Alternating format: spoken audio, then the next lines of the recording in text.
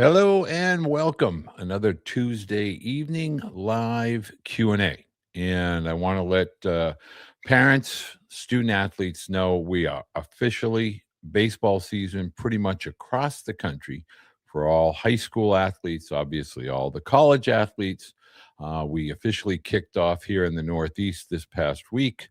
I believe we are at week 2, and we have live games actually coming up. Regular season 2026, Northeast part of the country. So it is officially happy 2026 baseball season. This Friday is the Red Sox opening day, which is a national holiday here in the greater Boston area. So baseball is alive and kicking here in 2026. Want to let parents know, student athletes know, the Proline balls are a big hit here in the Northeast. Spoke with several high school teams during their preparations. And one of the things that they said was that the balls allow them to get proper reps, especially in the cooler, more damp weather, both inside and outside with regard to the machines and the equipment. And they're very, very versatile. So if you are a parent, you are a student athlete, you are a coach, whether that's high school travel and or college, train with the same balls that Bobby Witt Jr., Alex Brome, a lot of other major leaguers, a lot of college coaches, Wake Forest, Penn State, to name a couple. They use the Proline balls, baseballs and softballs. So go to prolineballs.com, enter the code BLUEBOOK, and you can get your discount, 15% discount on all of your training balls. I want to also start off by saying this lovely picture here in the back.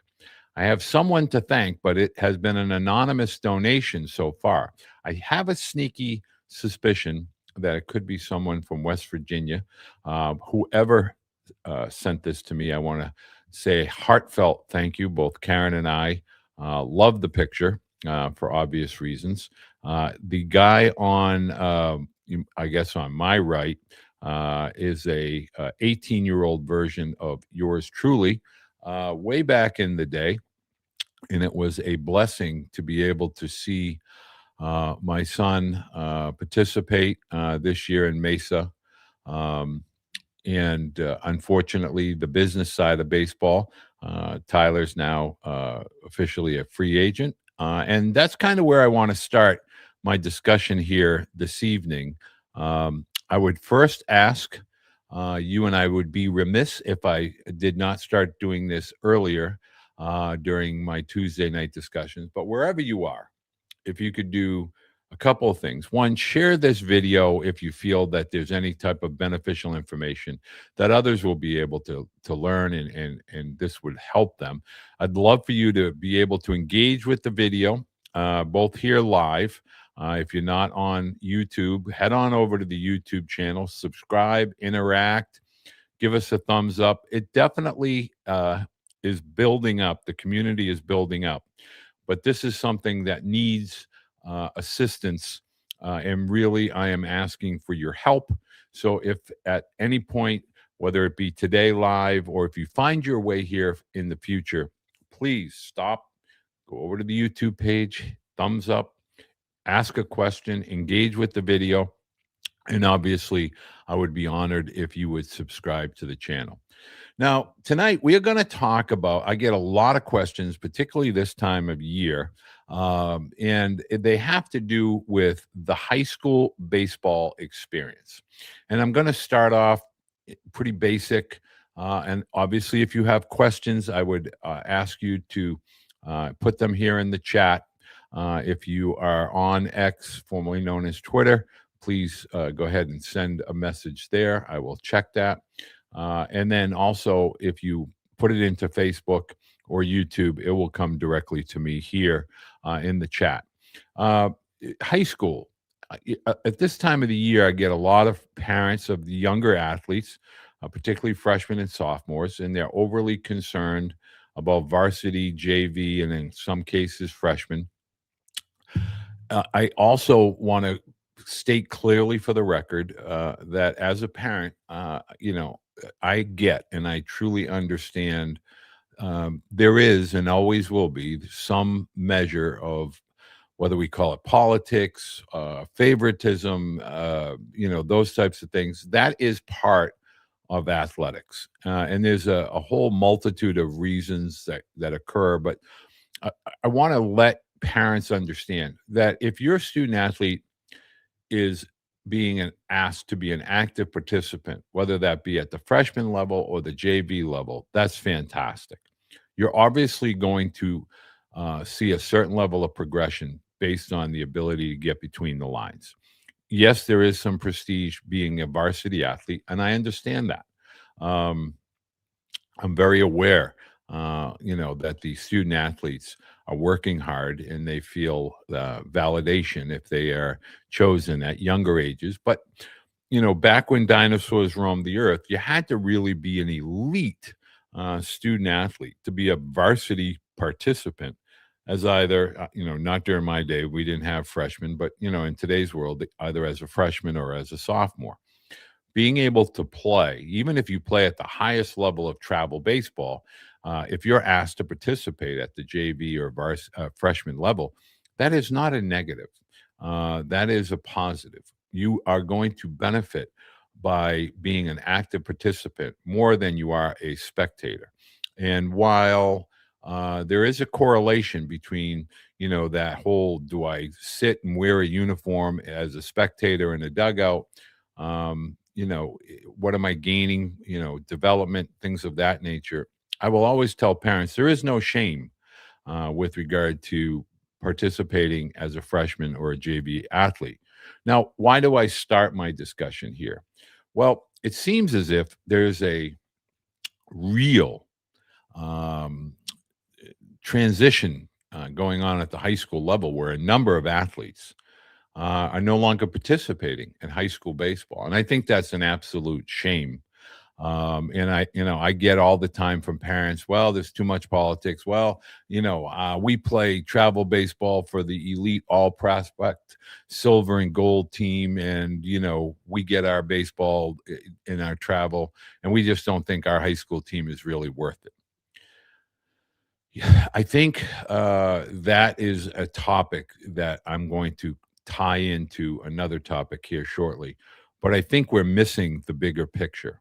And, I get um, there's some animosity, some personality conflicts. I get all those things that become a part, unfortunately, of our high school. Opportunities both in and out of the classroom and on the athletic fields. But I think we're really denying um, the big, our students, our student athletes, our children, the opportunity that is a truly once in a lifetime kind of all inclusive opportunities that our athletes and our students get a chance to participate in.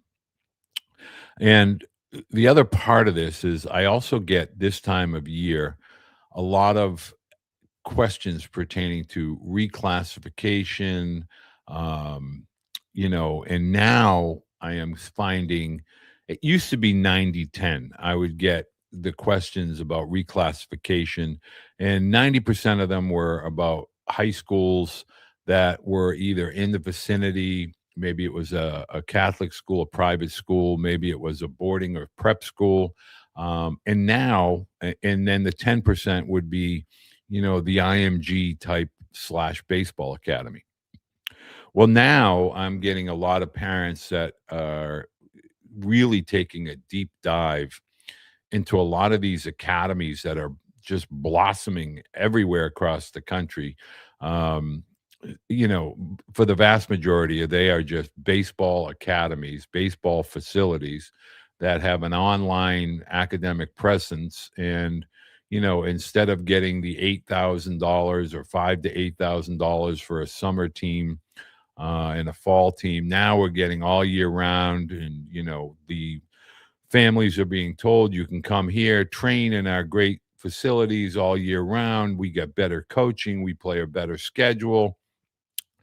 And the slippery slope that is beginning to develop here is that now we are pulling children whether they be, young teenagers, older teenagers. We are now pulling them out of community-based learning environments, and now we're putting them into these specific academies that are baseball centric, obviously, or athletic centric. And, while I can understand, where some parents are coming from, my bigger questions are, when I go back to the freshmen and sophomores that are playing JV, what are we doing here? Are we trying to script a path that is specifically going to create a college student athlete, in your opinion, or the opinion of these facilities and these amenities? The IMG model. Not sure many parents are aware of this, but IMG specifically has about 10 varsity baseball programs within the IMG model. There's the all college division, there's the all prospect, there's the blue team, there's the gold team.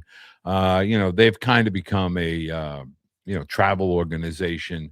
And then they go out and say, well, we play these national programs like Barb and Harvard Westlake on the West Coast. And so that makes us an elite high school program. And so now parents are starting to look at it and say, well, if we're going to go to these types of high schools, or if we're going to go to our local high school, what's our return on investment? What's our ROI? This is all predicated, and, it's all, okay, if I'm going to pay money, I'm going to pay to get the best. Are we really getting the best? And are you being led down a pathway that's more of a business model than it is a complete developmental model?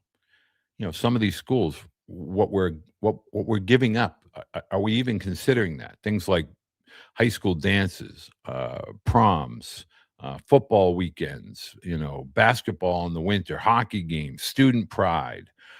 Is there any alumni events? What are the graduations like? Do they have alumni weekends? Do they have alumni functions? Do they have reunions? Think about it. There's no interaction in a classroom. And I get it. Classrooms in college, there are some college programs that are becoming more online course orientated. But I have to, without delving into the athletic pool too deep, I have to stop and give pause. And I have to say, are we sacrificing life experiences for hope, for what might be, what possibly could be? And are we being driven by this mad chaos to be a elite high level student athlete, when in reality a lot of athletes are not going to find their way? Let's just say 12,000. It's less than that, but Division 1 and Division 2, let's call it 24,000 student athletes collectively between NCAA Division 1 and Division 2. And then you go NAIA and JUCO Division 1, and let's give that a number of 35,000. Those are all the Division 1 levels. And I say Division 2. Division 2 is elite level baseball, and I have a tough time saying there's a substantial, weakness or kind of a lower level. Division 2 baseball, for all intents and purposes, is really, what I would say equivalent to Division 1. I could make a case that, on any given day, any level of college could compete against the vast majority of teams, regardless of level, based on who's on the bump that day. But let's go back to our thesis here is, we as parents are being pulled in such a myriad of, and we're looking at, okay, my son is going to this really elite all boys school, and he's an elite student, but I'm going to go look at a school in Florida or any other part of the country, because it's I'm talking high school now, because they're going to be just focused on baseball. and they're just going to really, we're just going to, we're going to have good curriculum. Don't worry about the curriculum, but we're going to have great baseball. We're going to have great fields, great amenities at the expense of what? What kind of experience are we providing for our children if we simply say to them, your singular focus should, and your priority should be all hands on deck for athletics? Academics, they'll be okay. You can do online stuff. But what about all the other ancillary aspects of high school? What about the interaction between faculty and students with other students, communities, campuses? What about traditions? I mean, are we just all basically going to bow to the almighty and powerful, Division One, Division One? Because what if that doesn't happen? Does that make your student athlete, your child, less? And what have they traded? Because again, you cannot go back. We as adults, our 20s, our mid 20s to hopefully our 90s or our centenarian, trying to live to 100 in today's world. We as adults, we can go back. We can do things that we wish we would have done at a younger age, whether that's travel or other social interactions. But as a teenager, that 10-year period between, let's call it 12 to 22, 13 to 23, that 10-year period, that's a precious time. That's a big part of the foundation of our children. And yet we spend so many days, we give time away. The things that I try to explain to parents, particularly those parents that I work with, and I try to get them to understand that clock, it only goes forward. It does not go back. You can't pause it. You can only watch it go by. And as it goes by, we are trading those seconds, those minutes, those hours in the hope of accolades, validation. We are trying to reach a destination rather than focusing on where we are occupying time today. In that space within the high school dynamic, the camaraderie, we're just discarding that.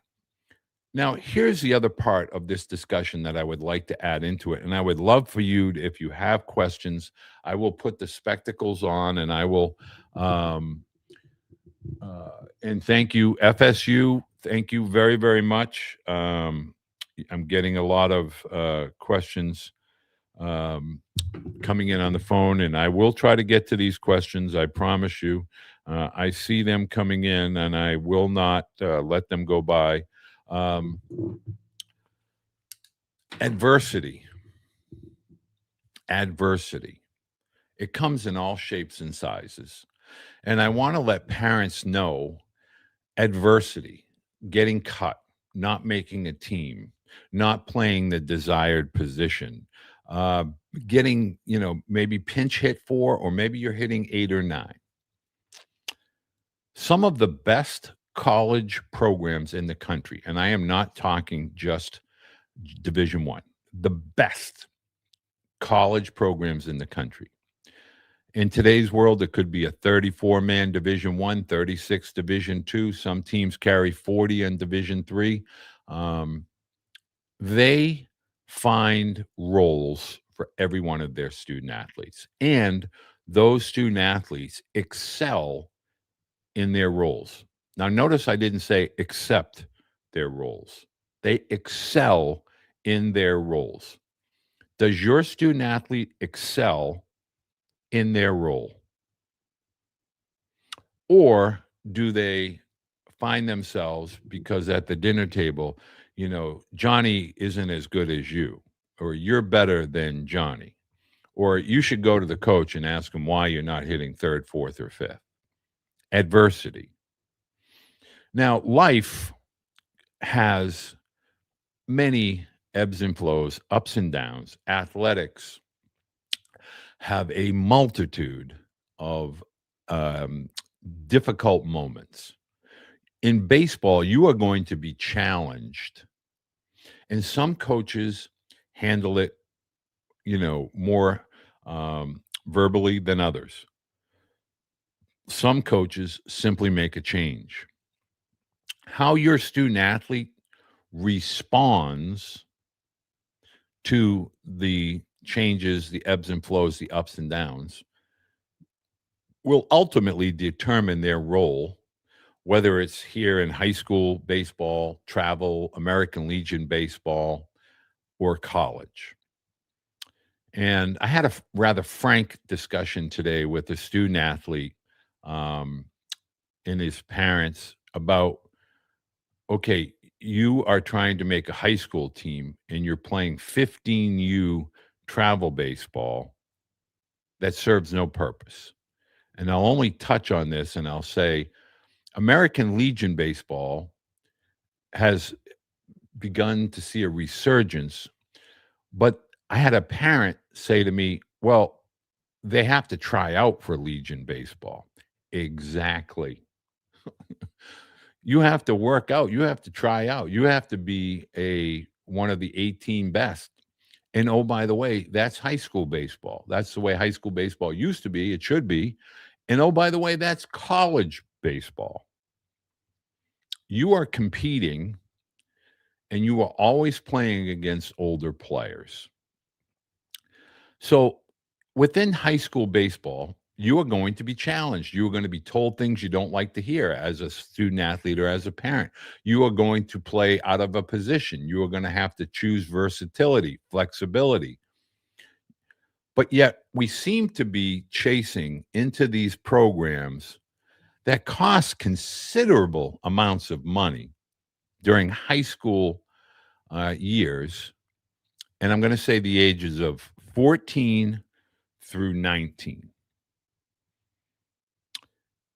And what you're trading, does it really fit the confines of, I have had parents say, well, he's only going to that school because they're good and they're going to prepare him for the higher levels of college baseball. Okay, define that. Okay, so you're going to give up your community. You're going to trade wherever you live or wherever your student athlete resides. And potentially you're going to go to a baseball academy that are now popping up everywhere. Some of them are the ranches. Some of them are called academies. Some of them are called post-grad. But in reality, and for those coaches that blow my social media up and say, oh, you don't know what you're talking about. I've been doing this for almost 40 years. I've been dealing with post-grad or post-grad schools for like 38 of them. Schools that have been around for 2 centuries, like since the 1700s or early 1800s, 2 centuries. So spare me when you say, oh, I was a scout for the Cincinnati Reds and I have opened my baseball academy, and it's an academy. It's a perfect game league. Please, all you do is charge parents 20 to 40 to $60,000 to say to them, well, you should come here because if you want to be a Division One, I have a news flash for you. College baseball coaches don't look at the high school like if you go to this academy or this, they want to know that you're balanced, you're competitive, that you know how to handle adversity, you're ready to compete, you're ready physically, and oh, by the way, academics, yeah, they matter. They matter. And your ability to blend into a campus environment matters. And if you think you're going to go from this little pocket of a school that's now becoming an academy, and they're going to just suddenly be able to send you to some of these big boy schools, I have a news flash for you. When you fill out an application for college, you need to be prepared with different safety nets, all levels of college, academically as well as athletically, from a community service perspective, Because if we're just going to sell out to the business of baseball or softball or any other sport, there is going to be a harsh lesson that is going to come to fruition when you hit campus and you're a freshman or a sophomore and you don't have the playing time that you thought. And you think, well, I'm just going to jump into the portal. Well, portal is big boy business these days. And I mean big boy business. It is something that you do not want to have to experience if you can avoid it. The portal is for those people that are producing, those people that are participating. The vast majority of recruiting is done during the months of June 1st through the middle of end July, and they're finding the pieces. They're collecting the pieces. Who are they losing? Who do they need to gain? Who's attractive? They put all those pieces from the portal. Do you know last year, approximately 40% of those athletes did not find new homes? And that's current student athletes. That's current college participants. But let's go back to the high school level. What is your why? What is your why? If your why includes academics, kudos. Now, I hear from all kinds of parents, some with means, my boys, my girls, they're set for life. I get that. But the college experience, let's just talk about the college experience. It's about showing up. It's about preparation. It's about time management. You've heard me say that over and over again. Do you think it's going to be easier because your student athlete's just going to be in the weight room, just going to be taking pitching lessons, fielding lessons, hitting lessons, getting more reps? Do you think that's really going to prepare them to be successful in college? And what about the plan beyond college? Because I'm telling you, I've said it now week after week, and I see the questions coming in, and I'm going to answer them in a second. I'm telling you that Major League Baseball in 2027 is going to make a massive pivot, and it is going to affect college athletics. College athletics is about to make a massive pivot, and that's 2027 and 2028. So you have a student athlete that is currently a 27, currently a 28 or 29, and you're making decisions and you're worried about recruiting. You don't need to worry about recruiting. All these agencies that we're former college coaches and we can do this and we are, we've been doing this. Have you listened to any of the college coaches that take the time to join me and say, oh, I get spam emails all the time and I know how to pick those out? College recruiting is changing right before our eyes in all sports, and money is definitely a part of it. And so your decisions in high school should be based on providing your student athlete, your child, your son or daughter, with the necessary skill sets to overcome obstacles, hurdles, disappointment, about getting how they respond. Because tough times are going to happen. How you respond is going to really give your student athletes, your children, the ability to recognize and create an alternative plan to become an active participant, a member of a college is so much about growth, is so much about learning how to interact, how to the presentation of your son or daughter, how they speak, how they communicate, how they take constructive criticism, which is the foundational piece to tonight's discussion. Constructive criticism, it comes in all shapes and sizes. Some coaches and teachers and faculties are loud and very aggressive. Some are nonverbal. They write whether it's an email or they write something on a paper. How do you respond to that?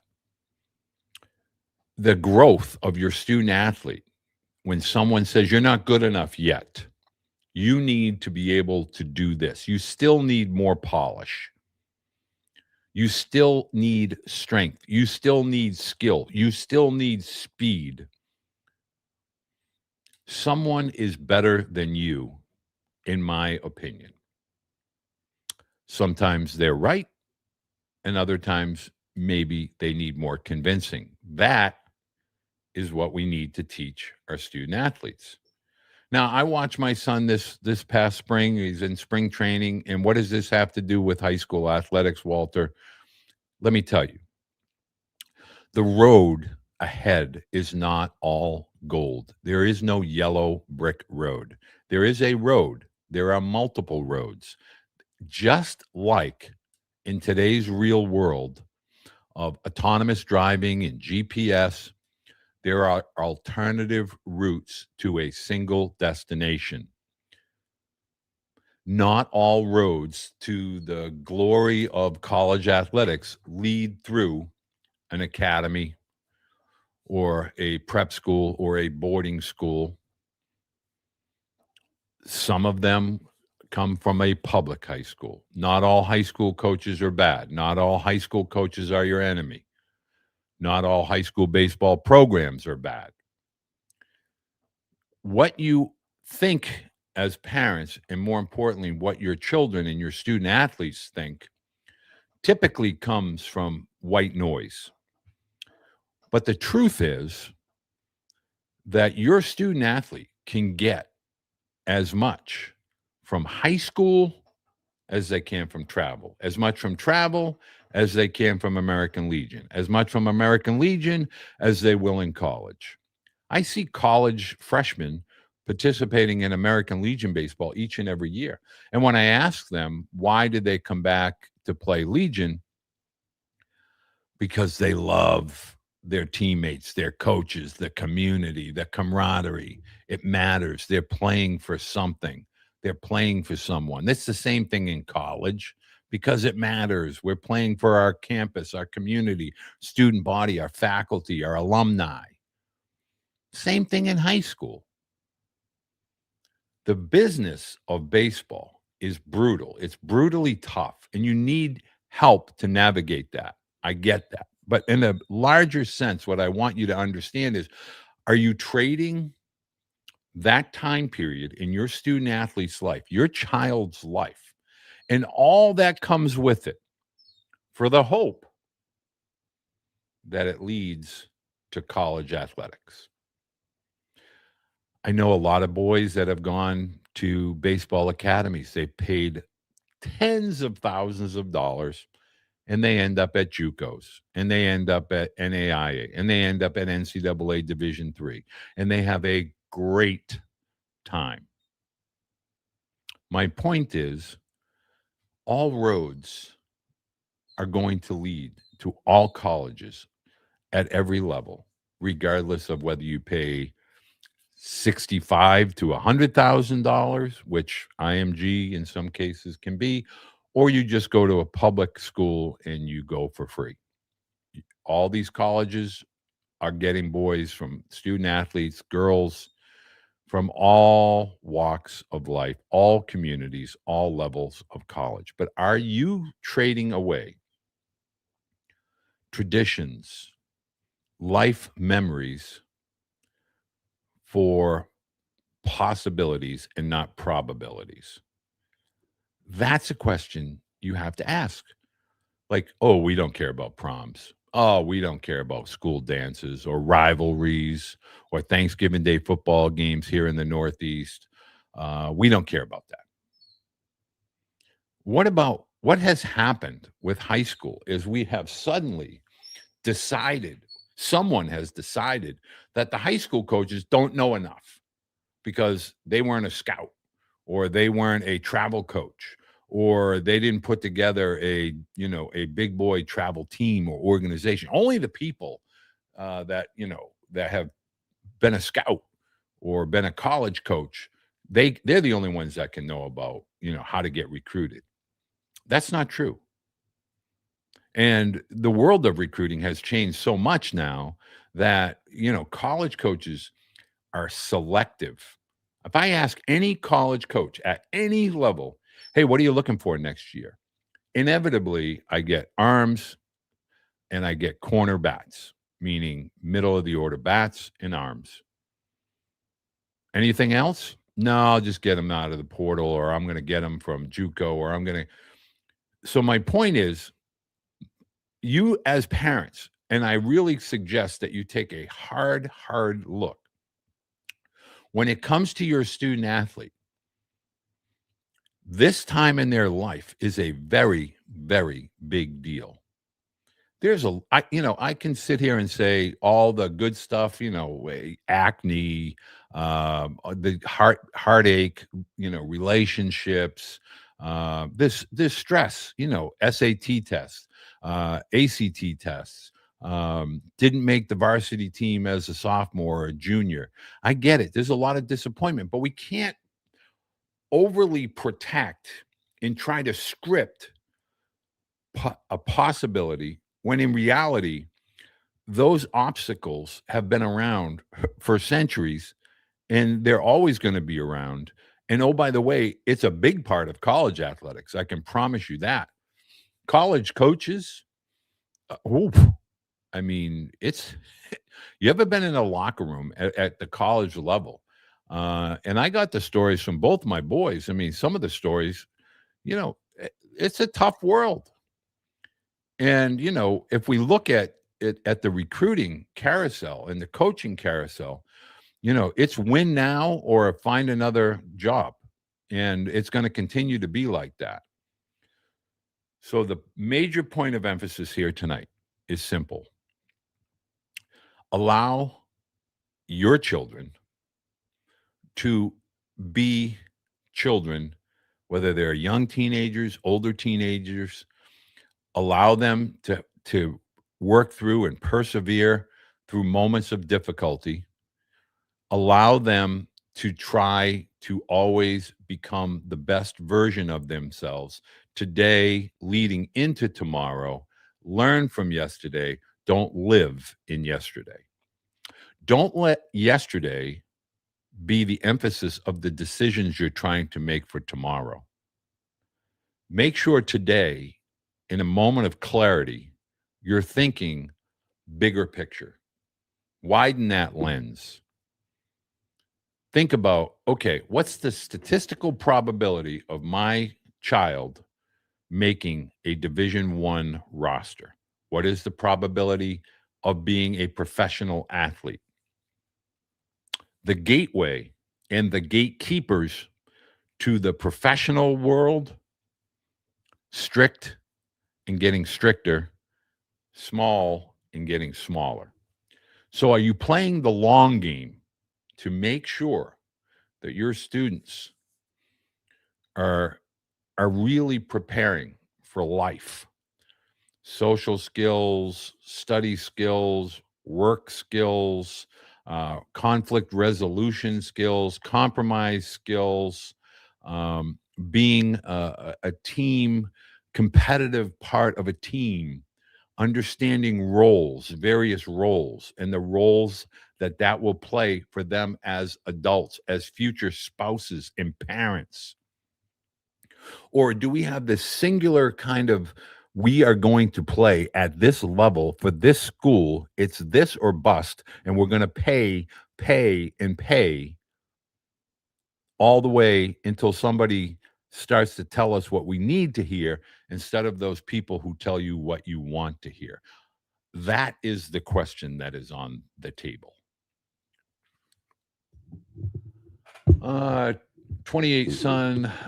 Okay, so sophomore JV team. I've gotten into info saying not interested until varsity and also getting started coaches. Okay, I'm going to just say this. College recruiting, and I'm being completely serious when I say this, and thank you very much for the question. College recruiting now, there is no place, none, for 28s, 29s. College recruiting right now is reevaluating 26s, trying to get eyes on 27s. But the sophomores, no. The high school sophomores, no. And don't worry about college recruiting. Don't worry about whether they play JV. It doesn't matter. What you should be doing in this situation is avoiding anything to clutter and get involved with college. Focus on how do I get between the lines on my high school team. Don't look to move away from your current high school team. If you oh, he's not going to play varsity as a sophomore, I got to move to a different city, a different town, I got to look for a different school, I got to go pay one of these academies. That's not what you want to do. That's not what you want to do. Now, contrary to popular belief, college coaches are not passing judgment on 28s. Will they, if they come across a 28 that absolutely captivates them, are they going to want to follow them? Yes. Do they want to follow them in the summer? That could happen, but that is the exception. It is not the rule. College coaches now, this is how it works. They evaluate their current roster. We are in season. College coaches are evaluating what they have now. They are beginning to pencil needs for next year. More left-handed pitchers, more left-handed hitters. I need a backup shortstop, etc. As they get into May, erase the pencil. Now we're getting into pen, definitive needs. Who do I think is coming back? Who do I want to come back? And who is not coming back? That may be a decision that the athletes make. It may be a decision that the coaches make. And then they have exit meetings. And at the completion of those exit meetings, typically held in May, early, mid, and late May, they then wait to see who goes into the portal. Nobody knows who's going in the portal. Sometimes they get caught totally off guard. Sometimes at an exit meeting, somebody decides because they get a whisper. But my point is that's recruiting.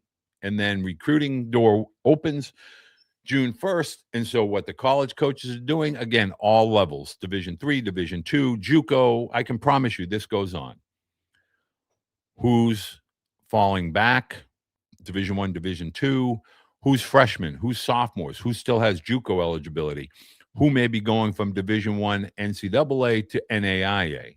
Who's coming from JUCO that's graduating that may be a plug-and-play caliber player? And once all of those pieces start to begin to fall and find fits, now they go to the 27 high school graduates, and now they're monitoring progress. On the radar screen, begins to see maybe a few 28s that start to come out and rise up. The 27s are evaluated into October. And as we saw last year, in October of 25, a whole bunch of 2026s decommitted. They reevaluated, or they were reevaluated and told there's no room at the inn. So as 28s and 29s, college is not part, and this is where the world that I live in and work in, and many others, begin to deviate and separate. We don't want to prepare for college as a high school sophomore or high school freshman. We want to become the best version of ourselves in high school that we can possibly become. And then as we are progressing, now we begin to evaluate probabilities, possibilities within the college landscape. But until we address who you are as a high school student athlete, we can't possibly begin to think about college. And I'm telling you that with 100% sincerity. You may want, and this is the one thing that I try to really accomplish here tonight. You can choose where you go to high school. You get that option. You can choose what travel team, what Legion team you want to play for. You really don't get to choose what college you get to play for. You apply, but the variables are just so plentiful that it ends up coming to okay, where's our fit? And there's a whole bunch of categories that have to come together. College recruiting might occur for the top 2% of student athletes in the country, and that number will shrink. So, on any given year, and this is where parents are not getting proper assistance, in any given year, the number of high school graduates entering into college baseball probably has gone from 12,000, all levels, all divisions, maybe to 7,500, maybe 8. We've heard college coaches say, well, our recruiting classes used to be 12 or 15 high school athletes, and now it's down to like 3 to 6, maybe 5 to 7. That's a reality.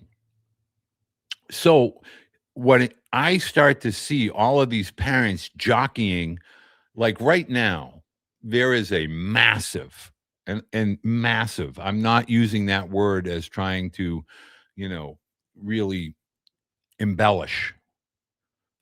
There is a strong uh, kind of group from all over the world that are coming into these large academic institutions at the high school levels. And they are really getting aggressive because they want both the high level academics as well as the high level athletics. And some of those families on a global basis have professional leagues that are available to them, whether it's in Europe, Asia, Australia, Latin countries, etc. But academically, they are living the trade athletic ability for academic excellence. They are living it. But yet, conversely, in the United States, we are now beginning to see this pivot where families are looking into this one trick pony of the academy, the one sport singular focus. Let's just go here, and I'm going to be okay because they're going to get me into my school of choice. That is a big ask if we take into consideration all of the changes that are coming ahead. Let's get to some questions. I think, and the lovely state of Arizona is weighing in here, and I really appreciate that. I really want to end on this, and that is we are not giving enough time and we are not giving enough preparation to what is transpiring, at the high school level. We are so laser focused on anyone that will talk to us about college, but yet our now is ticking away. Like tomorrow morning, your son or daughter are going to get up, they're going to have breakfast. Are they looking forward to school? It's Wednesday. Tomorrow morning is Wednesday. But guess what? If you're stacking your days with a plan, meaning it doesn't have to be rigid, it doesn't have to be militant. If you're stacking your days with a kind of a focus that is trying to allow our student athletes to simply become the best version of who they are capable of becoming. Not us, not college coaches, who they have the ability to be. Athletics are not who they are. It's not what they are. It's a piece. It's a part. And someday they're going to look back and it's just going to be a millisecond of their life because they're going to be former athletes a lot longer than they are student athletes.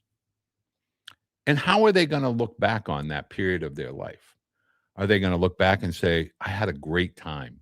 I really loved everything. Was there dark times? Was there tough times? Yes. But it taught me something. It taught me to overcome. It taught me to persevere.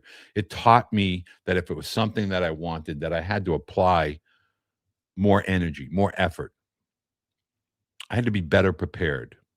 I had to be better than the other person. Because it's not all about who you know, and it's not always about what you know. It's about what your student athlete does in that moment when nobody's looking. When there's no video, there's no cell phone, there's no social media. It's when your student athlete is interacting with an adult, with a coach, and they're told you're not good enough. Okay, what do you want them to do? Do you want them to argue? Do you want them to converse with that coach? Or do you want to say, you know what? I don't agree, but I'm going to work harder. And I'm going to take everything that you're telling me, and I'm going to evaluate where I stand and what I need to do in order to get better in my eyes as a student athlete and your eyes as a coach.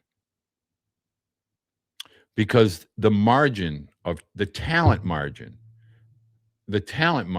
is razor thin. But yet a coach has to make the decision on who goes between those lines. And unlike soccer or football or lacrosse or field hockey or hockey, there's not a lot of in and out substitution in baseball. So for the most part, what you see at the beginning is what you get till the end. And a starter is typically a starter as long as you're executing and producing. So the moral of tonight's discussion is the high school climate is starting to get very predatorial.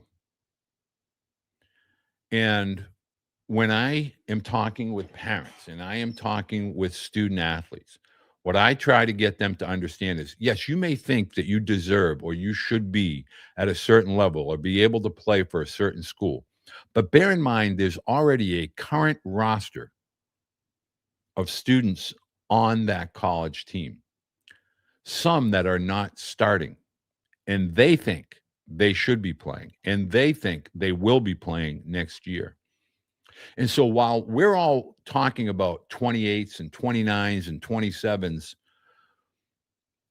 the current college freshmen and sophomores are who your student athletes are going to be competing with, not just for roster spots, but for playing time. And eventually, everything begins to level out. So at some point, we have to make those difficult decisions. What is the end game? What are we as a family truly working towards? I know plenty of student athletes that are now in their 30s, mid 30s, and even some in their young 40s that I worked with way back in the day. And now they're parents and they have 10-year-olds and 7-year-olds, and they're like doing the whole youth sports and, oh my gosh, and lacrosse and soccer and basketball and softball, and it all blends. And they were elite athletes. Some of them were able to get college degrees. Some of them were able to get really, really great opportunities to be a college student, to be a high school student athlete that played multiple sports, to go on to college and play sports, and they have teammates. And guess what? They have reunions, and they chop it up. When they get together in the summer, some of them cross paths with their children in playing youth sports. The bigger picture is our children are going to grow up. Our children are going to become spouses. Our children are going to become parents. Our children are going to have responsibilities. And what decisions we make today will affect who they become.